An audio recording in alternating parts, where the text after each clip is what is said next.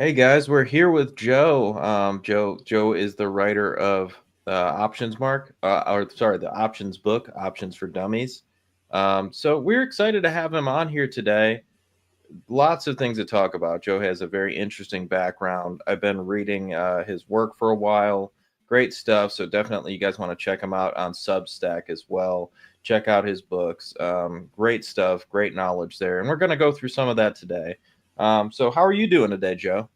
I'm doing all right. I mean, for one thing, it's warmed up a little bit out here, and it's the weather is much better than it's been in the last couple of days. So today's a good day. That's good, man. Yeah, I'm in Ohio, so it's Oh, yeah. So, okay. Wait till you hear about my Ohio stuff. oh, all right, let's do that. So, we want to talk about you today. Let's take you back a little bit. Let's get right into how did you get into this crazy thing called trading?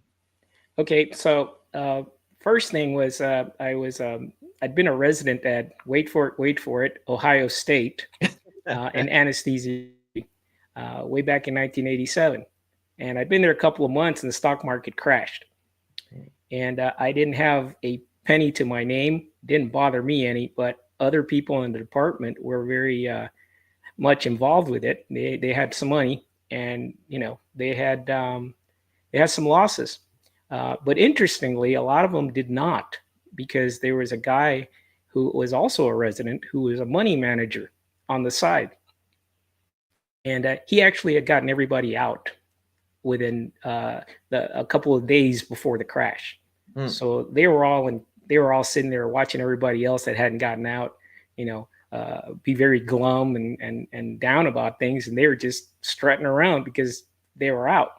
And that's kind of how I got started. Started talking to people, and one thing led to another. I finally approached the guy who was the money manager, and he said, "Yeah, you can do stuff." He says, "I tell you what, if you're interested, I'll help you. I'll never give you my secrets, but I will point you in the right direction." And through his mentorship and just the usual, you're curious, you look at things, you read books, and back then it wasn't CNBC, it was FNN, and FNN was actually a much more hands-on uh, trading type base, and so I learned a lot of the ins and outs back then. And one thing led to another, and you'll probably enjoy this. Um, I started becoming obsessed with the market. And a guy one day said, "Why don't you just leave me alone and go write a newsletter?"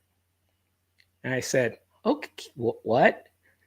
And that kind of stuck with me. And believe it or not, I went out and found a book that said how to write newsletters. And the book put you through every step of how to do it. So I did it. Nice. And one thing led to another. One of the things the book said, which is hilarious, is send your stuff to magazines and things. So I said, okay. So I had a rag. It was called the Wall Street Detective, and it was just, I mean, it was really, I was lucky able to pick stocks very early on in mutual funds, so the results were okay, but the writing was atrocious. Um, and I sent it to Barron's of all places, and it got quoted in Barron's, and things just took off from there. I started building a bit of an audience, and I got better because I got very interested. And when people are paying you to do things for them, you raise your level. And Yes. so over time, that just kind of took off. And I've been at this since basically since then. And I'm still learning. There are things that I learn every day. A couple of weeks ago, I discovered a new chart pattern that I hadn't used in a long time, and that became very helpful. So like anything else, you just keep doing what you do, and when something's not working, you try and figure out what went wrong, and sort of retool and get back to the good results. No, I love that because it's That's everything that has to do with trading, writing, entrepreneurship, and so on. Because it's a process, and I know even for me, like I came from a trading background, and my I would always people be like, "Man, you should write about trading more," and I'd be like, "Yeah." The conversation would be, "My buy signal is here. The regime model says this." It would sound ridiculous, but that's where I started, which is, hey, the regime model's this, my buy signal's here, and so on. And like you said, my writing was atrocious at first. It takes a while to learn it. But taking it to a level like you did, where you're a best-selling author, that's a really interesting start. But that's also like, I think a lot of people, I tell people, you want to learn how to trade, go write people about, who you like and say, hey, what do you think about this trading thing that I'm doing? What do you like technical analysis? What do you think about this chart? You like fundamental analysis? Send somebody that you respect your stuff and just ask about it, because I think that's a very important aspect that a lot of people miss, which is they think like they could just read everything and everything will be fine. And it's no, like, get the inside baseball from the people who are actually doing it. And also don't be afraid to reach out to people like you did. Like that's a great story, because I always tell people the story. When I was a kid, I was a professional athlete at one point. I always tell people, when I was a kid, there was a rider in Michigan that I used to hit up constantly and just be like, hey, how do you do this trick? Hey, how do you do this? And luckily he was a nice guy, which is the reason why I kept hitting him up, because he would tell me, why. And I would bother him to the point where, like, I'm hitting him up at like 5 a.m. But I'm just driving this guy crazy, but he's being nice enough to say, and once again, I'm only like 12 years old at this point. So obviously it's different. I'm on AOL Instant Messenger. I think it's the coolest thing in the world. But that's how I got good at that. And it's the same way with trading, is then I started to ask people around me, hey, how do you do this? How do you do this at a high level? People are always like, how do you get these people on your shows? I'm like, because I ask. I'm like, I've asked. That's all it is. Yeah, And Vic Sporandio, man, that's cool. yeah, because that was one of my first interviews. That guy is great. And that I was read. I still have his book. what's the name of it again? Winning on, oh, no, that's No, Mark that's Marty Zweig. Zweig. Then it's Trader Vic's. I can't remember the name. That's why can't I embarrassing. remember the but, name? Yeah, I've but read it a million times. There's 1 and 2. Yeah. It's something on Wall Street. Man, I can't remember it though. Yeah. I'll bring it Yeah. up at some point. But yeah, you guys got to check out that interview. It's great. But for me, I was extremely nervous at the beginning of it, because I'm like, I'm talking to Trader Vic. I just Heck yeah. messaged him. I didn't think he would message me back. Yep. But Yep. he came on. It was cool. And so, like, once again, so let's hop back into that. So then you're starting, and then you start to write. You're reaching out to these magazines and so on. You start to get paid to write. Is this how the book Options for Dummies came about, or is this how any So, of your big books came about? well, so I one day I got a it was when the dot com boom was exploding. There was this huge demand for content. So one day I got I got an email that said, I just been offered a chance to write a book, but I'm not a very good writer. So I need someone to help me. Would you be willing to? And he was extremely cordial. He said, it's not a ghostwriting thing. You have credit, and you'll be well paid, but I just need someone to help me with the writing. And so that was my, that's how I kind of got started on that. And it's an old book. I'm not in print anymore. It's called After Hours Trading, Made Easy. It was for the old Prima publishing imprint. And I did that, and it did okay. The best thing about it was I got paid, which was, I was still in a medical practice at the time. And so I was starting to juggle things. That worked out. And then Prima liked it, so they let me write 2 more books for them. And it was supposed to work into a series, but they got bought. One was called Successful Energy Trading, and the other one was Successful Biotech Investing, something like that. And they did okay, and so that sort of put me on the map. Okay, but here's where it gets interesting.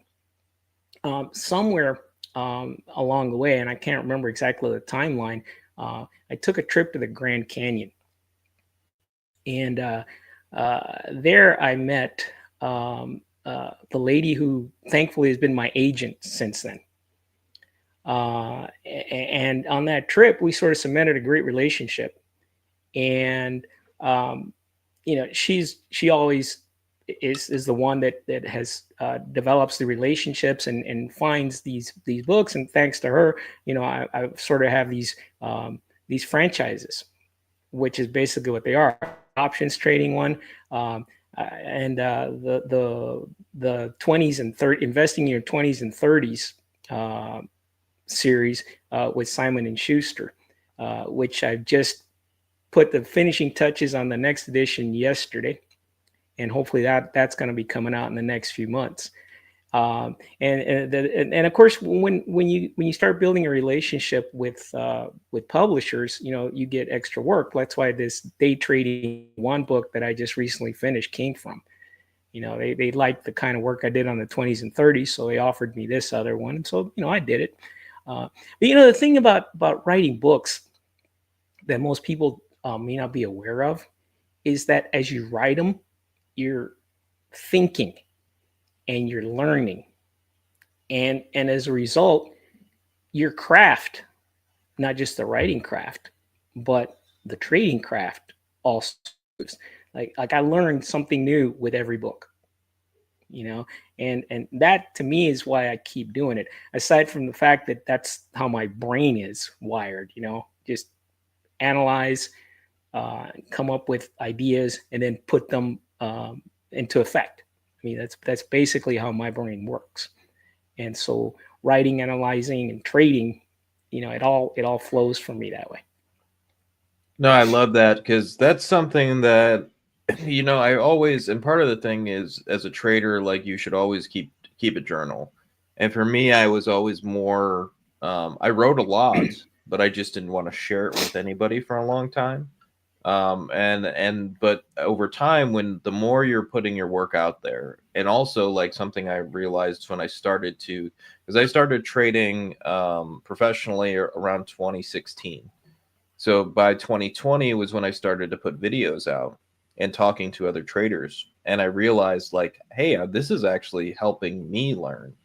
And that's the same thing with writing. It's like now putting these out on paper to the point where, hey, I got to put this out to the public.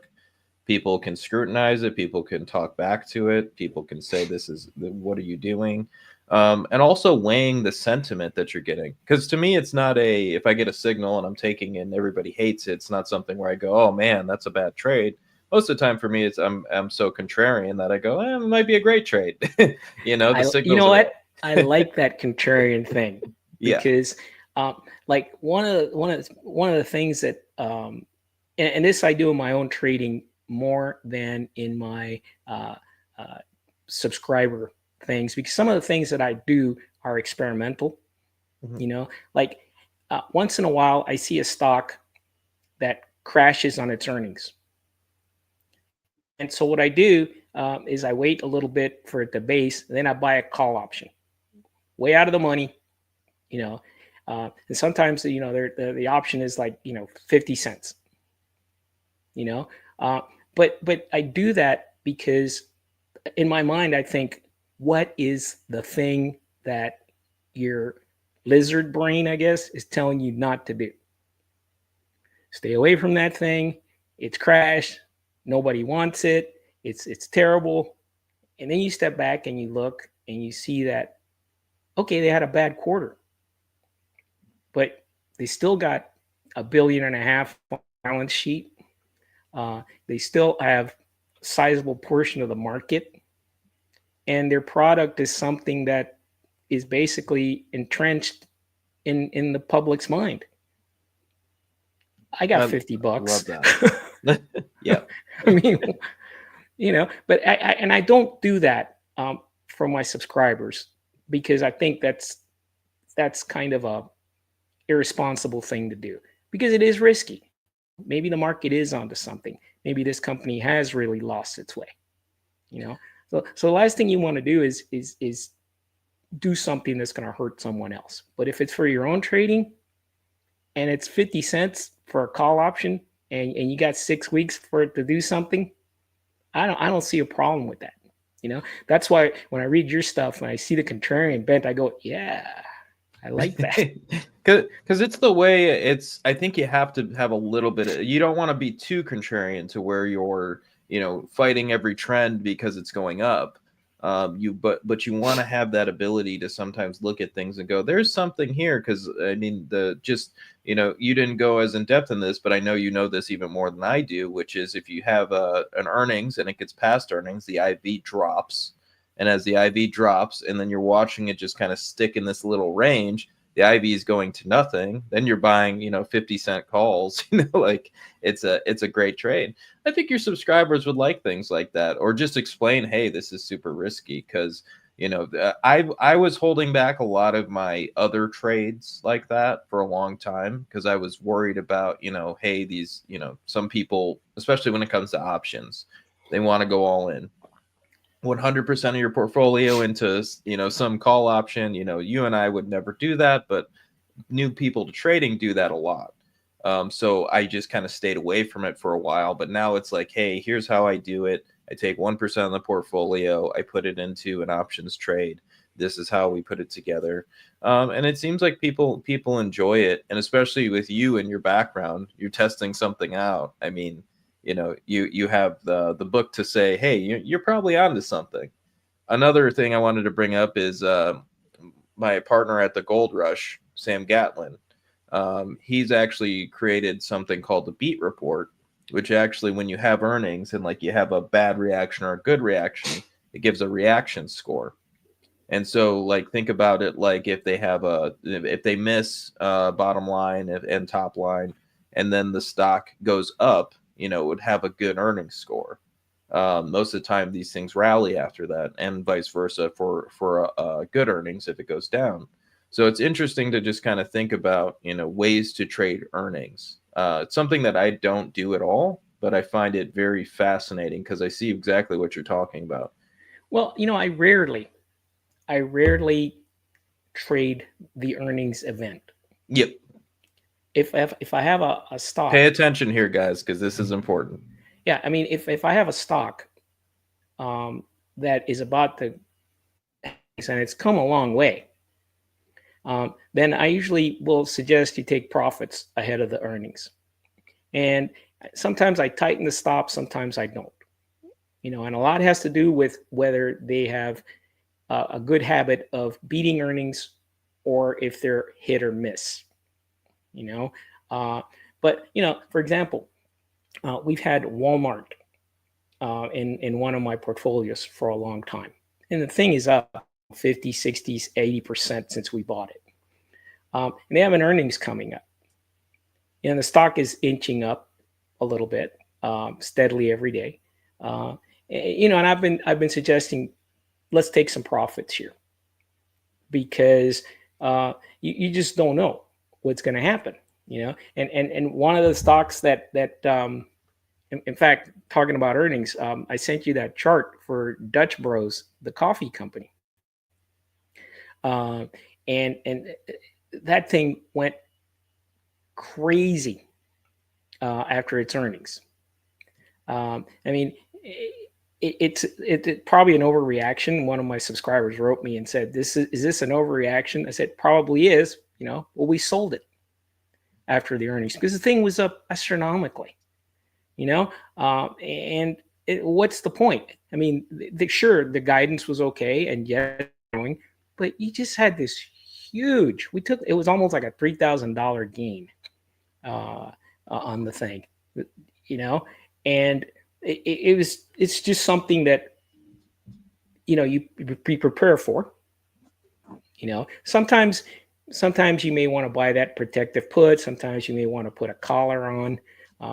Or the easiest thing to do is to take some profits if you've got them ahead of the report. But you just never know. Earnings are, in my opinion, they're basically Russian roulette. And if you for me personally, to buy a stock ahead of earnings and expectations of it going up, that's kind of risky. Yeah, yeah. There's that chart for Dutch Bros. I mean, if you look at the period of August through October or November when it was forming that base, the key there is you see that large volume by price bar. Okay, and the way I interpret volume by price is that that's where the money is. That's where the decision process, the crucial decision process, is taking place. If that stock rises above that level, that means that money is moving in, and so you want to confirm that. Actually, I like unbalanced volume. You can see that on this chart when that thing took off in November last time it had an earnings report. You see the unbalanced volume line just shot through the roof. You can see the accumulation distribution line back in August shot up. Let's get into the weeds of what this stuff is. Accumulation distribution, I have found, is a great indicator of what sellers are doing. When that line is going down, then the short sellers are very active. When that line is rising, then it tells me that short sellers are bailing out or reducing their positions. And so what I like to do is match what unbalanced volume is doing in comparison to accumulation distribution. And you can see that in August, the short sellers bailed out, but the unbalanced volume line went down. The stock crashed. And again, that was another earnings report. What happened there is that investors bailed out at the same time that short sellers bailed out. And you can see the RSI at that point was 30. I mean, that was a point that told you, okay, watch this thing, see what happens when that big volume by price bar gets taken out. And sure as heck, look at the stock after November. I mean, it's basically gone parabolic, So accumulation distribution and unbalanced volume and RSI, in my opinion, are the three best indicators that tell you where their money is going in or out of a stock and whose money, which is what's most important, because you know well that short sellers drive the price down, but you also know that investors are the ones that usually drive the price up or down when they bail out or bail in. So to me that's a classic way to look at an earnings story. You can see that this stock responds dramatically to earnings. You have three instances there. One of them is the stock imploded on a bad earnings report. That's in August. Then you can see that in November it shot up. Good earnings report. So that tells you that the odds are, at least in your favor, that if this earnings report is good, the stock is going to go up. But you also know if they miss, the stock is going to crash. And so what you do is you take your profits before the report, but you don't sell because there's a chance that the stock will rally on a good report. So, I mean, but that's a lot of skullduggery, for an earnings report, So if you're gonna play the earnings game, aside from what your colleague has, which is a score, which basically synthesizes all that, that's the thought process that you have to go through. No, I love that because that's pretty. When you get into the weeds like you do, and this is what I really like about what you do. You have a great way of teaching things, and so let's go back a little bit because that's bringing me to another topic that I'd love to talk to you about. So for me, and I've mentioned this to you before, I'm dyslexic. So like I feel like I can teach things very well because it's hard for me to learn things sometimes, and so it takes time. So for you, where does this teaching thing come from? Because you're a really good teacher. You can just dig into the weeds on things and let everybody know. So where does that come from? Well, as a physician, you're talking to 20 people every day about stuff that's going on with them. And it's meaningful stuff. Sometimes it's life or death. And so you have to be able to look at their situation, sometimes within 5 minutes, or of going into the room and talking to them, and you have to be able to condense, you know, what they've got, what their options are, and what the best recommendation might be. And so over, I was in private practice for 36 years.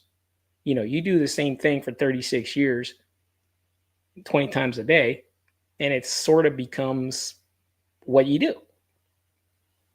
And so what I try to do, well, not what I try to do, it's what eventually happened because of the way my brain is wired, is I apply the same process to trading.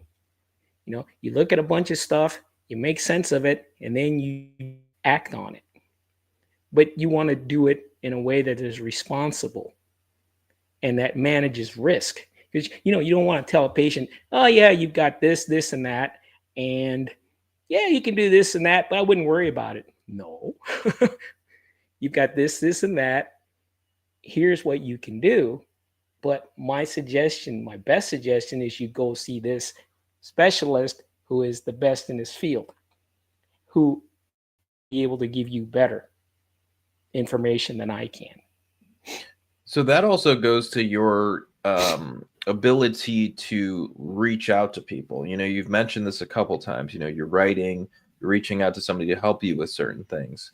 And there's an old Henry Ford. It's not a quote; it's a story, and it talks about when he was on. I feel like he was on trial for people said he was ignorant, and he was trying to prove that he wasn't ignorant. And they ask him all these questions, and he has no idea about any of these questions. But he said, "Hey, if I get this question, I call this person. If I get this question, I call this person." And they said he wasn't ignorant because he knew where to find the information.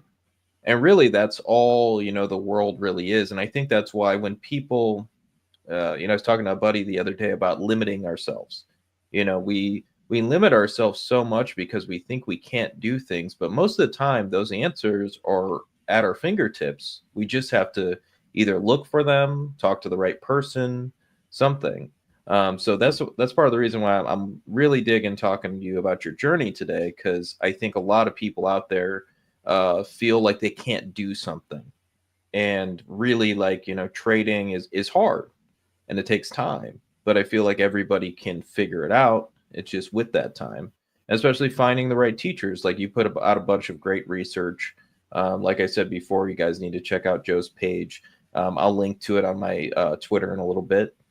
But you guys got to check out his page, because you guys are always asking me about options and how to trade them. I have a lot of strategies and a lot of theories, but I'm connecting you guys with a guy who actually wrote the book on it. So he has a lot more theories and a lot of different ways of teaching it than I do. So, keep looking out there and finding the information just like Joe did, and you'll find it. Well, the thing is that, and this sort of, you talk about limiting yourself. Okay.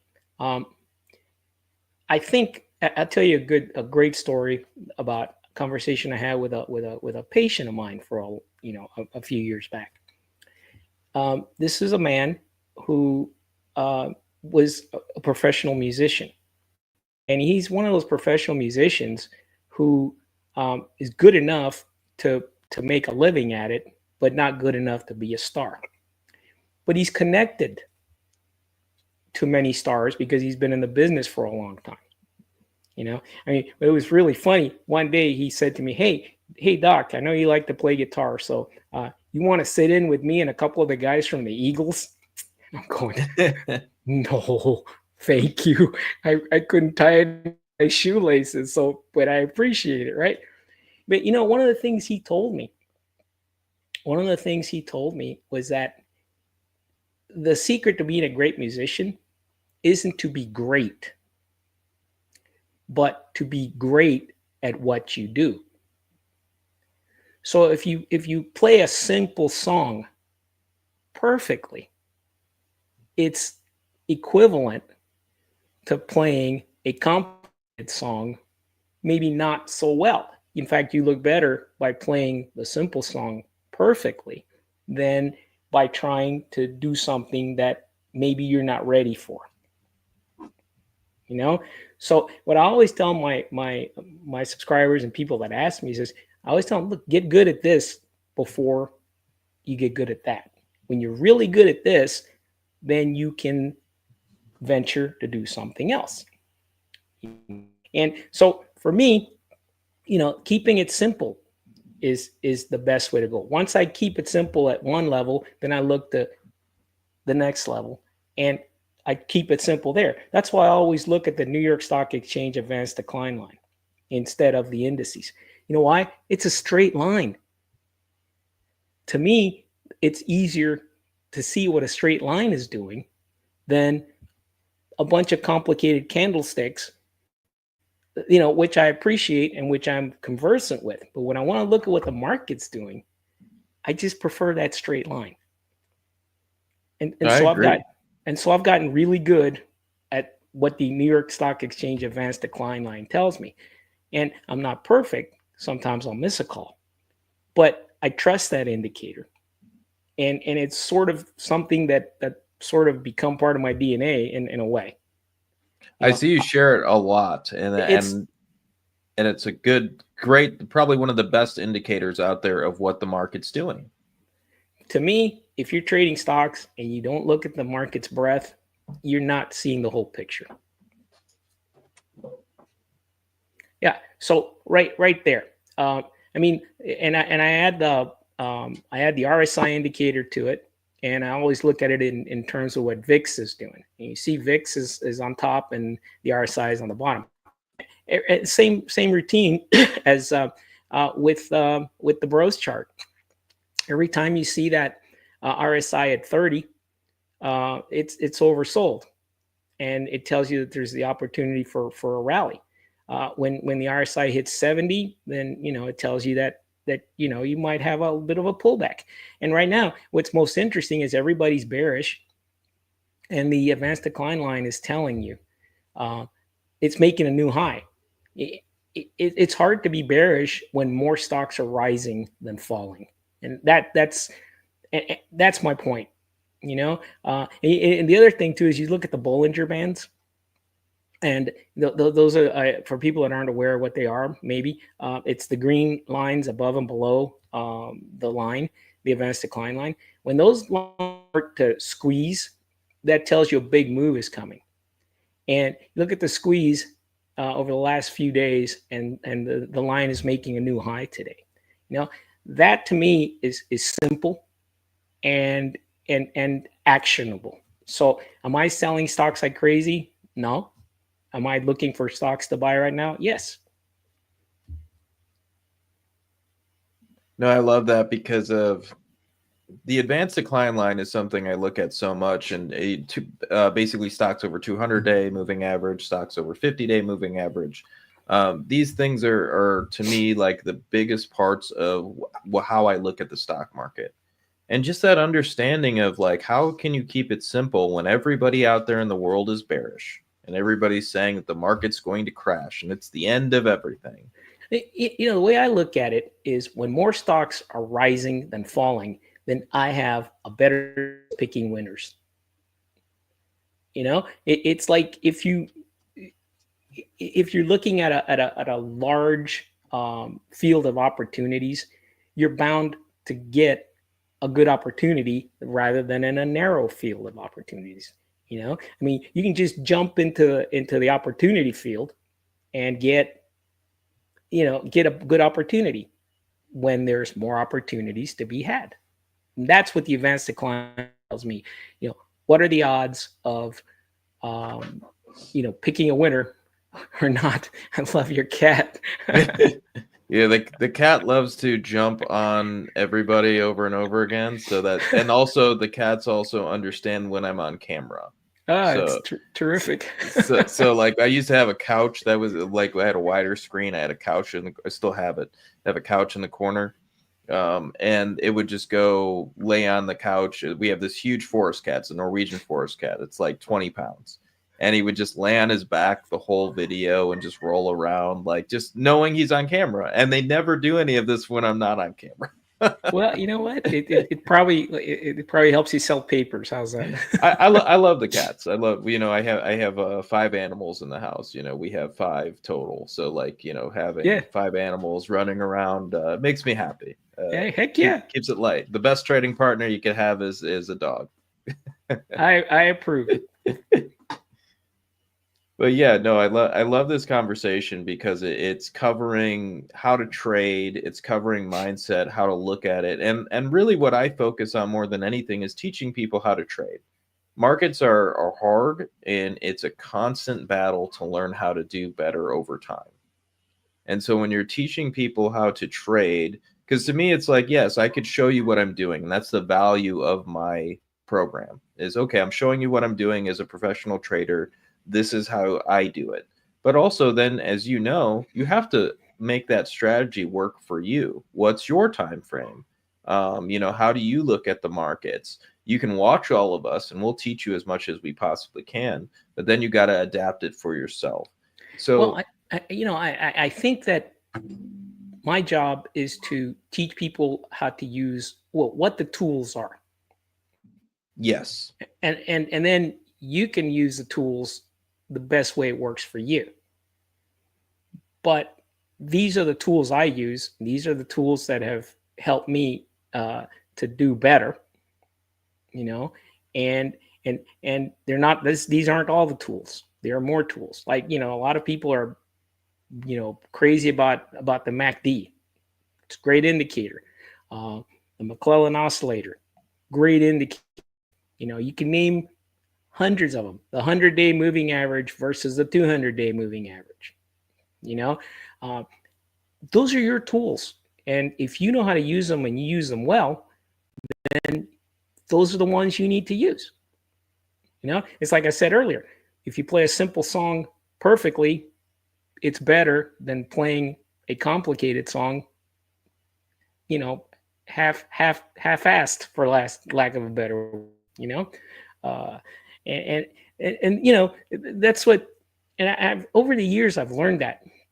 The first book I ever read on trading was Marty Zweig's Winning on Wall Street.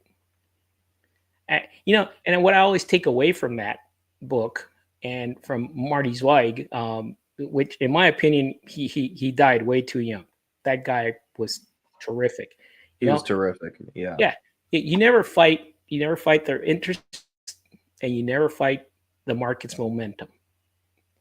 And when the Fed is easing and the advanced decline line is going up, why are you bearish? It's not that hard.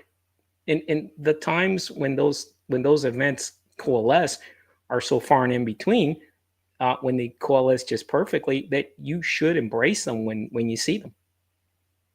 And that's what a lot of people don't do. They have doubt and they're resistant. Sure, there's inflation. Sure, the government is doing crazy things. Sure, there are wars. All those things are important, and they do have repercussions on everyone. So I'm not ignoring that. But the Fed's easing and the advanced decline line's going up. That means we should be looking for stocks that are going up.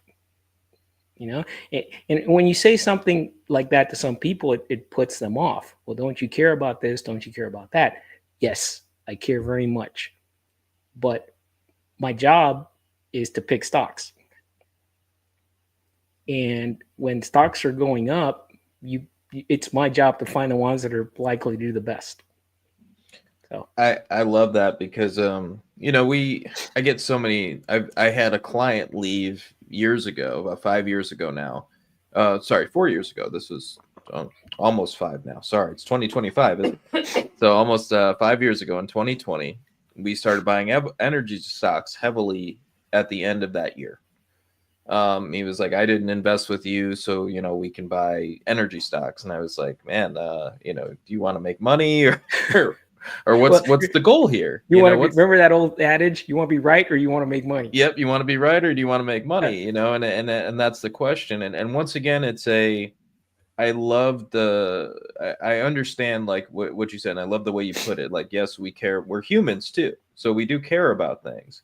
But at the same time, it's like if our goal is to protect our money and our clients' money, that's got to be the goal above all else. Like, do I think my clients are bad people and don't deserve that? No, like, and my goal is to protect their money. So that's what I will always do above all else.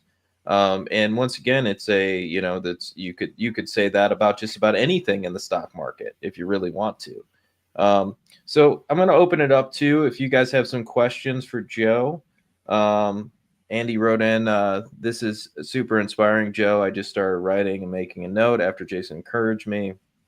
I have no idea where it's going, but I'm following my own love of trading markets. We'll see where it goes. Well, I mean, obviously, given the fact that I started writing newsletters and some guy told me, I'm sick of hearing you talk. Why don't you go write a newsletter? Yeah, man, go for it. I'm all in on that one. And part of it to me is it's what I said to, and I think every trader should write in some aspect. Like you're starting out, like it's not that I don't know if it's great to put out all of your information in a zone where people can rip it apart and then you can feel bad about your own trading at first. I think that comes over time. But if you're a few years into trading and you're at that point where you don't take everything to heart, I think it's a good time to start writing and putting that stuff out there just so you have it for yourself. It's not like you're going to start out and have, a billion people following you. It's going to start out from, one or two and then maybe three or four. And then constantly putting that out and growing it.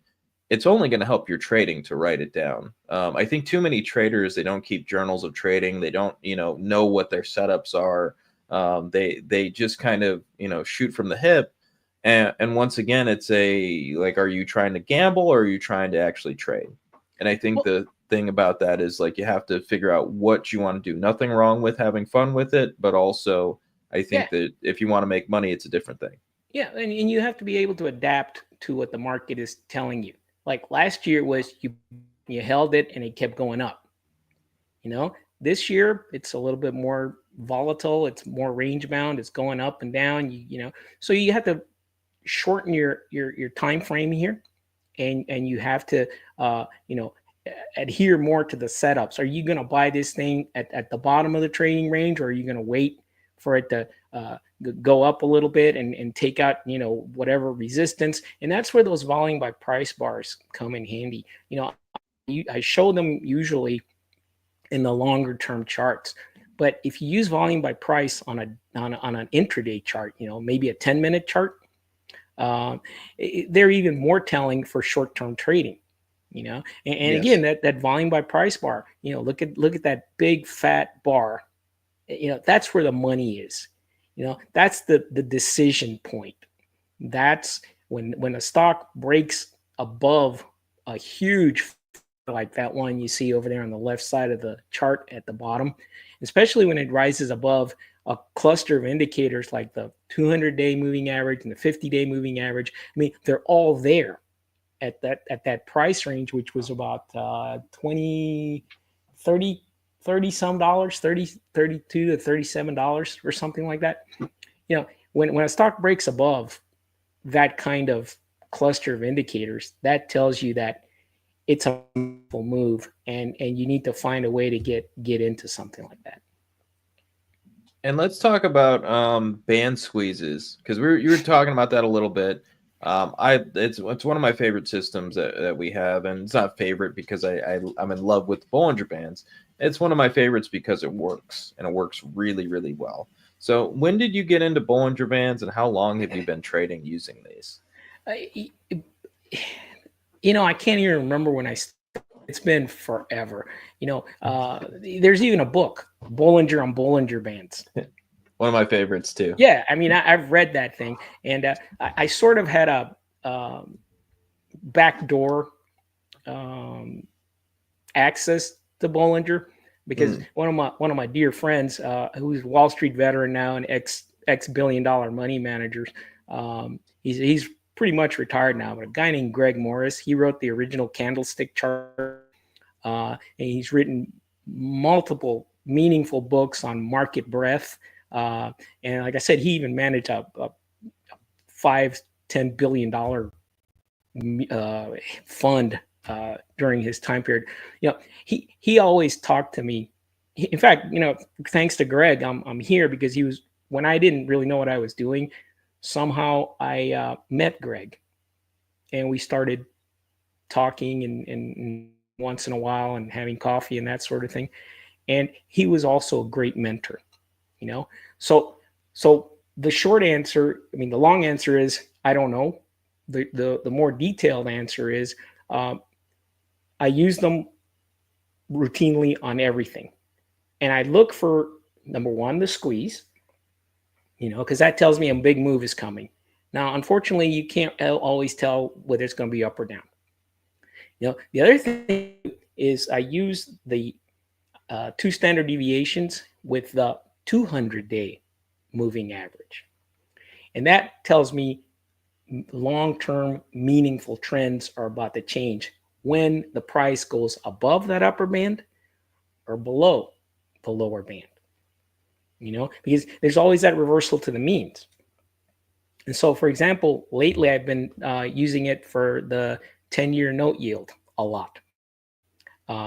Because bonds, the bond market is the key to the whole thing right now. If the bond market decides that it likes the inflationary outlook, then stocks are very likely to take off. If the bond market keeps hating the inflationary outlook, then stocks will continue to stumble.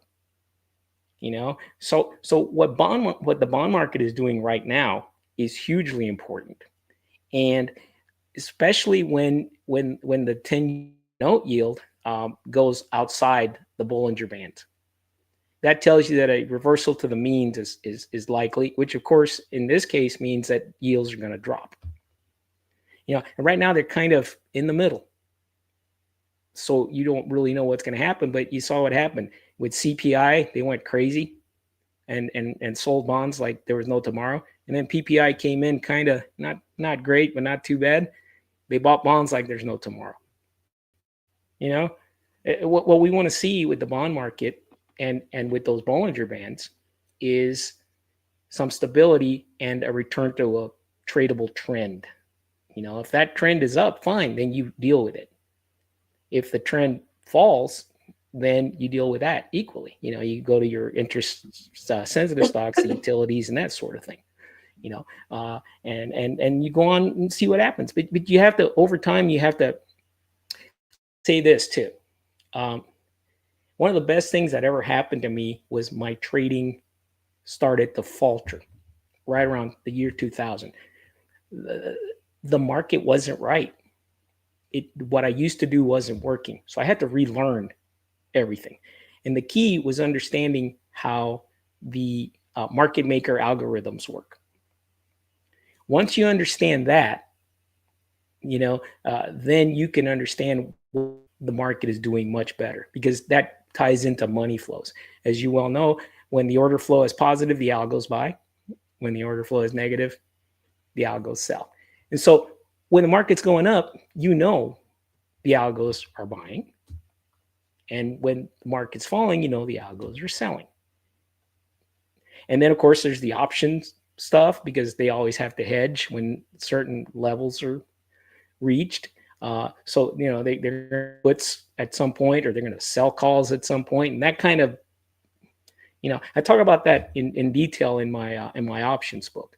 But you have to understand the inside of the markets, and so it brings me back to the advanced decline line, and the accumulation, distribution, and unbalanced volume, which filter all that stuff that's happening inside the markets. Those 3 indicators, in my view, filter that information, and without you having to go through that rigmarole that I just went through of market makers, you can see that displayed in those 3 indicators. No, that's great stuff. Your book, like you said, and I read it a long time ago, actually, which is why I recognized your name. I was like, that's crazy. I was like, oh man, that book, I have it, I've read it. It's a very good book. But I think people should read it for that one fact that you did. Not that there's a ton of great stuff in there, but the one fact that you're bringing up on how the market is structured and what the inside of the market looks like and the algos and the way they run, that's incredibly important because you have to either understand, like, you're either for me, I try to trade on a longer term time frame to kind of avoid some of those things. So you either have to understand, like, you're going to trade one way to get past the news flow and the mean reversion, or you're going to use this to your advantage to trade inside of it.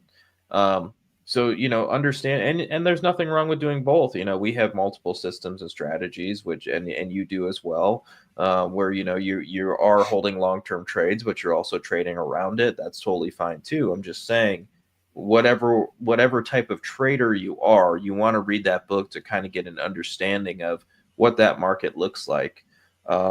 So yeah. So is there any the one thing I usually ask people before we go is just, if you were giving somebody advice, they're only a few years into trading, they're struggling, they're really not making any money of it yet, and think about yourself, when you're just starting out. What advice would you give yourself?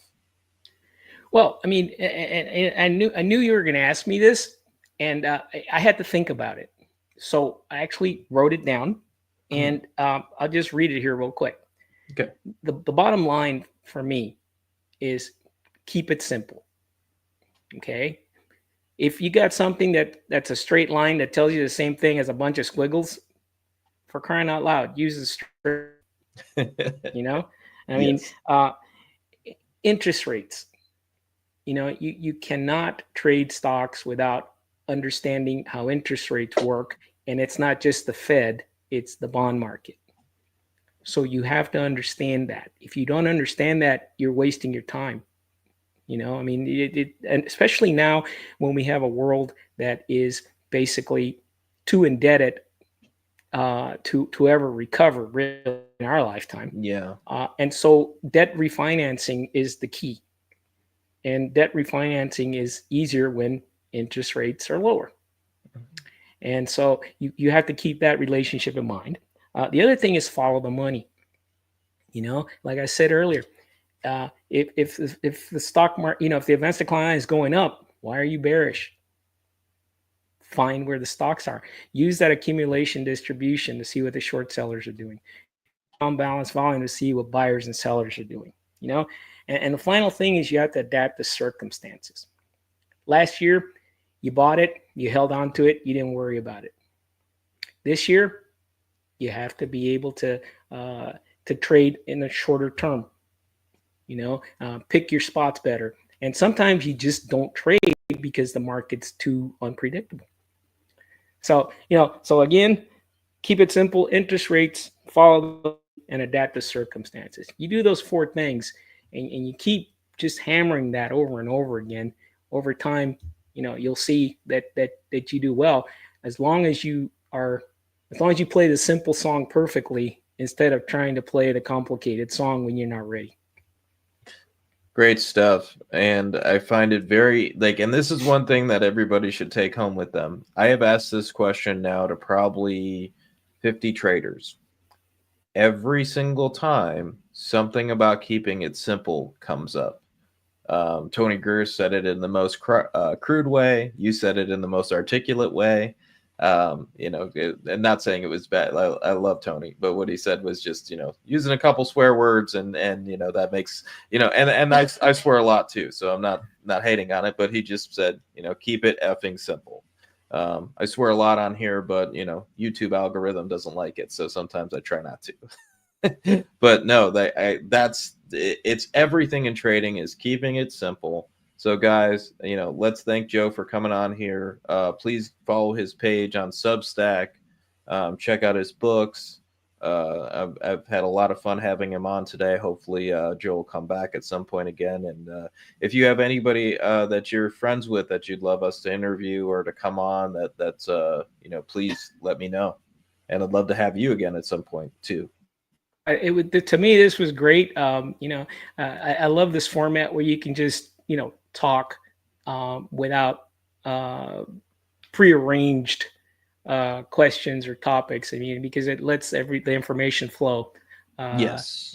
very, very nicely and spontaneously. So yeah, anytime you want me to come back, here I am, man.